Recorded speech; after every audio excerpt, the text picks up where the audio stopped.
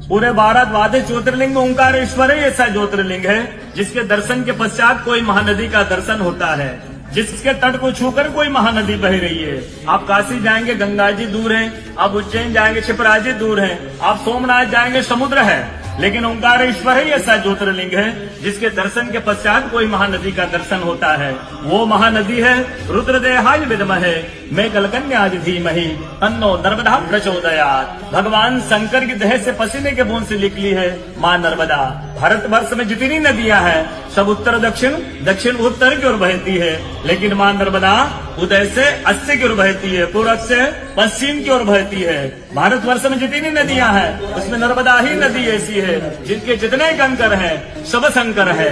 नर्मदा पुराण में ये भी कहा गया है कि नर्मदा जल के स्पर्श होने से जो शिवलिंग निकलता है उसको डायरेक्ट ले जाके पूजा कीजिए, उनको प्रतिष्ठा की आवश्यकता नहीं है।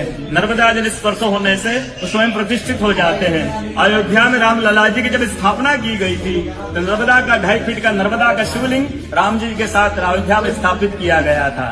और कहा गया है कि रेवा तटे तपम कुर्यात् मोक्षदायिनी गंगा। कलयुग में आपको तप करना है, नर्मदा किनारे जाइए, और मोक्ष करना है तो गंगा किनारे जाइए। रेवा तटे तपम कुर्यात् मोक्षदायिनी गंगा।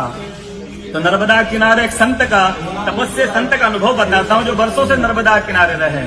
जब वो देखते हैं सुबह 3 से 4 बजे ब्रह्म मुहूर्त में एक कोई माई आती है, नर्मदा स्नान करके लौट जाती है।